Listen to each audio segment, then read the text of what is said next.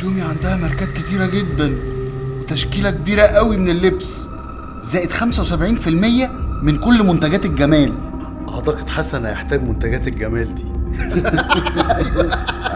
على فكرة بقى انا ما بحبش الهزار في الحاجات دي.